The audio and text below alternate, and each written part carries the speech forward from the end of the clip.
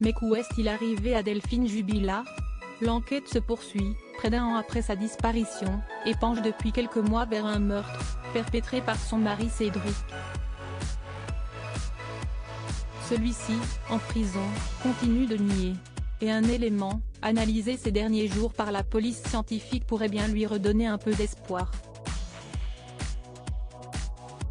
Une enquête longue et complexe. Cela fait plus d'un an désormais que la police recherche désespérément ce qui a bien pu arriver à Delphine Jubilard, jeune infirmière disparue pendant une froide nuit de décembre 2020. Et si l'enquête avait évolué du côté de son mari Cédric, suspecté et emprisonné, un nouvel élément pourrait bien changer les choses. En effet, les policiers ont annoncé, selon Le Parisien, que la couette analysée dès le début de l'enquête ne contenait aucune trace de sang.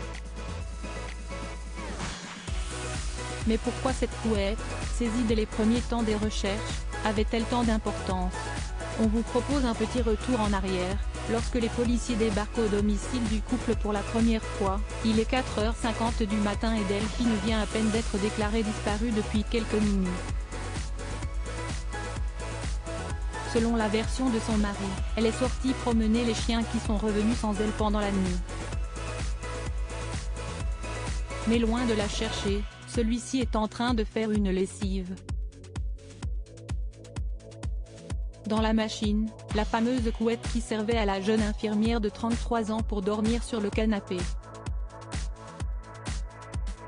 En effet, le couple était en pleine séparation et faisait chambre à part. Rapidement, les enquêteurs trouvent l'histoire suspecte. Lorsque le fils des Jubilard et plusieurs voisins évoquent des cris et des disputes, ils finissent par convoquer Cédric Jubilard et le mettre en examen pour meurtre.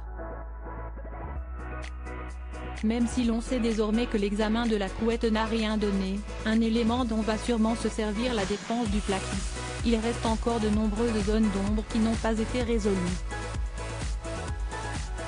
Et si Cédric Jubilard continue de clamer son innocence dans les médias et auprès des juges, en privé, il aurait fait d'autres aveux.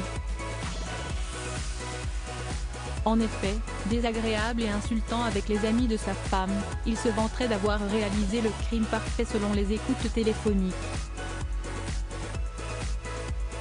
Récemment, il aurait également fait quelques révélations à son compagnon de cellule, un certain Marco. Selon celui-ci, il lui aurait bien avoué avoir tué sa femme sur le canapé. Il aurait ensuite transporté le corps dans une voiture blanche ne lui appartenant pas. Et cette voiture a peut-être été retrouvée récemment. En effet, un ami du couple possède une Peugeot 306 blanche dans laquelle des traces de sang ont été constatées après une analyse. Pour le moment, personne ne sait si le sang retrouvé est bien celui de la jeune femme recherchée, il faudra attendre la fin des analyses en mars. Cédric Jubilard reste présumé innocent des faits qui lui sont reprochés jusqu'à son jugement définitif.